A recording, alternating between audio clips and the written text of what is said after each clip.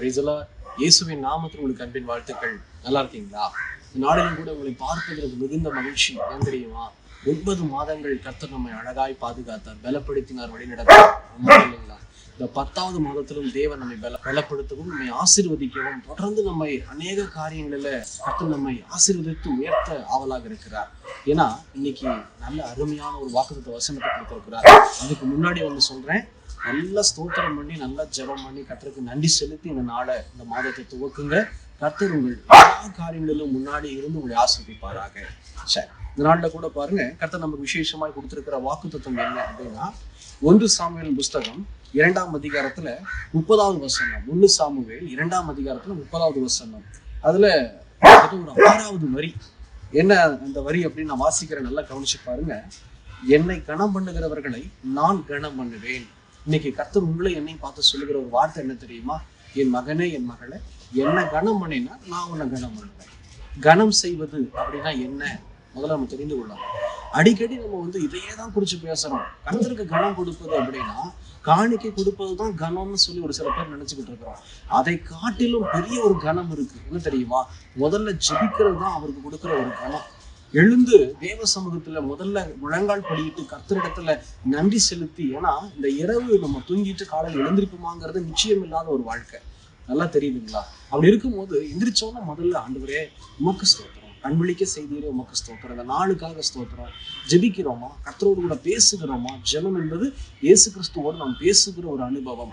இந்த அனுபவத்தை கூட நம்ம கொடுப்பது கிடையாது. இப்போ பிராக்டிக்கலா யோசனை பண்ணி பாருங்க. நம்முடைய பெற்றோர் நம்ம வீட்டுல இருக்கிறாங்க. நம்ம எழுந்து அப்பா அம்மாட்ட ஒரு வார்த்தை பேசாம நம்ம பாட்டுக்கு வேலைக்கோ இல்லை ஸ்கூலுக்கோ காலேஜுக்கோ நமக்கு உண்டான காரியத்தை நம்ம பார்த்துக்கிட்டு இருந்தோம் அப்படின்னா பெரியவங்களுக்கு எவ்வளவு கஷ்டமா இருக்கும். என் பையன் ஒரு வார்த்தை பேச மாட்டேங்கிறானே, என் பிள்ளை என்கிட்ட ஒரு வார்த்தை பேச மாட்டேங்கிறானேன்னு சொல்லி எவ்வளவு கஷ்டம், வேதனையா இருக்கும். அதே போலதான் ஒவ்வொரு நாளும் நம்ம இயேசு கிறிஸ்து உற்று நோக்கி கவனித்து பார்க்கிறோம். அதுதான் முதல் கனம் ஆண்டவருக்கு கொடுக்கறது. ஃபர்ஸ்ட் ப்ரிஃபரன்ஸே இயேசுவோடு பேசுற அனுபவம் தான்.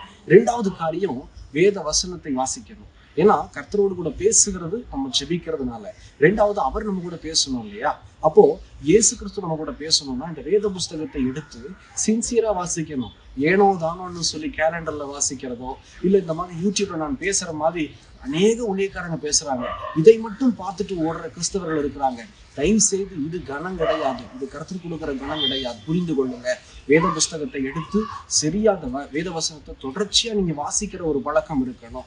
கேள்வியோடு கூட வாசிச்சீங்கன்னா கர்த்தர் இந்த வசனத்தை கொண்டு இதோ உங்களிடத்திலும் பேச அவர் ஆவலாக இருக்கிறார். இதுதான் கர்த்தருக்கு கொடுக்கிற 2வது கணம். 3வது கணம் என்ன தெரியுமா? வசனத்தை வாசிச்சுட்டு ஏனோ தானம் விடுறதில்ல, வசனத்தின்படி நம்முடைய வாழ்க்கையை அமைத்துக் கொள்வது. அதாவது கர்த்தருடைய வார்த்தைக்கு செவி கொடுப்பது. இது ரொம்ப அவசியம். தேவனுடைய வார்த்தைக்கு செவி கொடுக்காம வெறுமையா வசனத்தை வாசிச்சு வெறுமையாய் ஜெபிப்பதுல ஆசீர்வாதமே இல்லை. ஏன்னா கர்த்தர் சொல்றாரு, பலியை பார்க்கிலும் தேவனுக்கு கீழ்ப்படிதல் தான் ரொம்ப ஆசீர்வாதம். கர்த்தருக்கு கீழ்ப்படியணும்னா முதல்ல அவர் என்ன நம்ம கிட்ட எதிர்பார்க்கிறாரு, அவர் நமக்கு என்ன ஆலோசனை கொடுக்கிறாரு, அதை நம்ம செவி கொடுத்து கேட்கணும் இல்லையா? அப்போ அந்த வார்த்தையெல்லாம் செவி கொடுத்து கேட்டாதான் நமக்கு தெரியும் ஆண்டவர் என்கிட்ட என்ன விரும்புகிறார், இயேசு என்னுடைய வாழ்க்கையில நாளைக்கு நான் என்ன செய்யணும்னு விரும்புகிறார், அடுத்த நொடியில நான் எப்படி பார்க்கணும், எப்படி பேசணும், என்ன விரும்புகிறாருன்னு சொல்லி அறிந்து கொள்ளலாம். அதுக்காக தான் சொல்றேன். 2வது ஒரு கணம் என்னன்னா, தேவனுடைய வார்த்தையை திட்டமும் தெளிவாய் வாசித்து நீங்கள் அறிந்து கொள்ள வேண்டும்.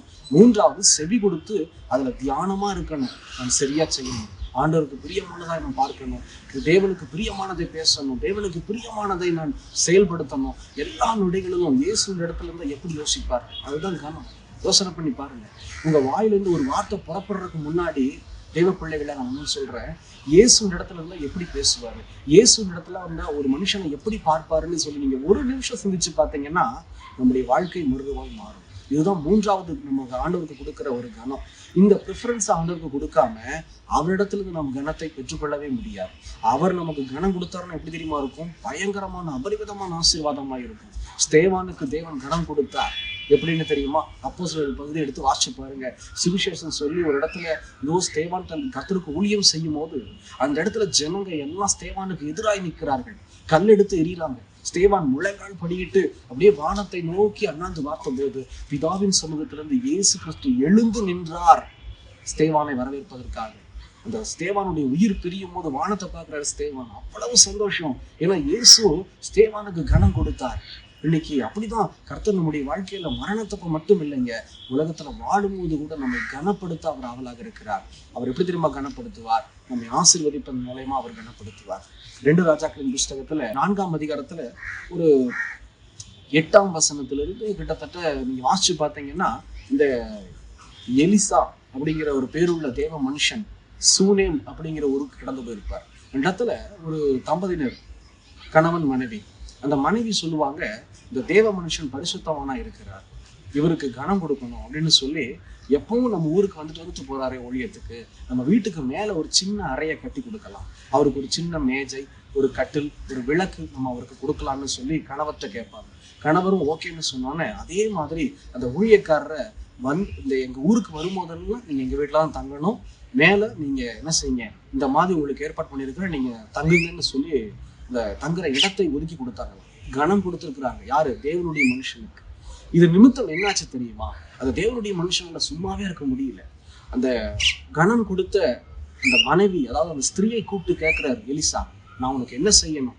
இவ்வளவு தூரம் எங்களை பார்த்துட்டு இருக்கிறியே, கர்த்தருடைய ஊழியக்காரனா என்னை நீ இவ்வளவு கனம் கொடுக்குறியே, தேவன் உனக்கு என்ன செய்ய வேண்டும்? நான் உனக்காக செபிக்கிறேன். எலிசாவால எதையும் செய்ய முடியாது, சாதாரண மனுஷன் தான். ஆனா எலிசாக்கு பின்னாடி இருக்கிற தேவன் யாரு? சர்வ வல்லமை உள்ளவர். அவர் சொல்றாரு, தேவன் சமூகத்துல நான் ஜெபிக்கிறேன் உனக்காக, உனக்கு என்ன வேணும்?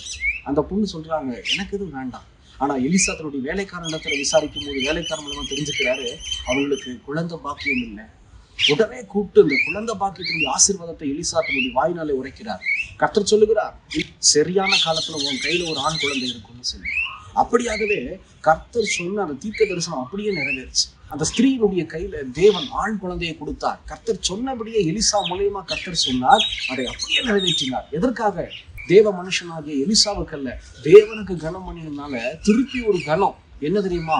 அந்த ஊர்ல உலகத்துல இதோ நீ மலடின்னு சொல்லி உன் பேர் வராது, ஒருபோதும் மலடின்னு சொல்லி பேர் வராது. ஏன்னா தேவனுக்கு நீ கனம் கொடுத்திய, எனக்கு நீ கனம் கொடுத்திய என் மகளேன்னு சொல்லி கர்த்தராகிய தேவன் எலிசா மூலமா பேசி ஒரு அருமையான மகனை கொடுத்தார். அந்த மகனுக்கு ஒரு சின்ன பலவீனம் அந்த மகன் இறந்து போயிட்டான். நல்லா வாசிச்சு பாருங்க, நான் கதை தான் சொல்லிட்டு இருக்கேன். அந்த பையன் இறந்த போதிலும் அந்த பெண் என்ன செய்யறா தெரியுமா? ஓடி போய் தேவ மனுஷன் தங்குற அறையில வச்சு கூட்டிட்டு அந்த கர்மேல் பர்வதத்துக்கு ஓடுறான் எலிசாவை தேடி. அந்த எலிசா தேவ மனுஷன் எலிசா மறுபடியும் கடந்து வந்து தேவ சமூகத்துல ஜெபித்து அந்த மகனுக்காக திரும்ப 2 முறை ஜெபித்து கர்த்தர் தன்னுடைய ஊழியக்காரன் மூலமா அந்த மகனை, அந்த பையனை எழுப்புகிறார். அற்புதங்கள் நடக்கிறது, அதிசயங்கள் நடக்கிறது, செத்து போனவன் எழும்புறான். ஏன் தெரியுமா? தேவன் சொன்னதை நிறைவேற்றினான், தேவனுக்கு கனம் கொடுத்தாங்க. இது நிமித்தம் அந்த ஸ்திரீனுடைய சந்ததி ஆசீர்வதிக்கப்பட்டார். இதுதான் கனம். இப்படிதான் ஆண்டவர் நம்ம கிட்ட எதிர்பார்க்கிறார். தேவன் நமக்கு கனம் கொடுக்க, நம்ம பலப்படுத்தி நம்மை ஆசீர்வதிக்க ஆவலாக இருக்கிறார். பிரிய மனுஷன், இன்னைக்கு நீங்க எப்படி இருக்கிறீங்க? யோசனை பண்ணி பாருங்க. கர்த்தருக்கு கனம் கொடுக்குறீங்களா? ஃபர்ஸ்ட் ப்ரிஃபரன்ஸ் இயேசு ராஜாவுக்கு கொடுக்குறீங்களா? ஃபர்ஸ்ட் ப்ரிஃபரன்ஸ் இயேசு கிறிஸ்துவ கொடுத்தீங்கன்னா தேவன் இப்படிதான் உங்களுக்கு கனம் கொடுப்பார். நீ எங்கேயும் வைக்கப்பட மாட்டீங்க, யாருக்கிட்டையும் தோத்து போக மாட்டீங்க, உங்க தலை எங்கேயும் கீழே குமியாது, எங்கேயும் நீங்க என்ன செய்ய மாட்டீங்க, சோர்ந்து போகாம அழுது கொண்டு இருக்க மாட்டீங்க.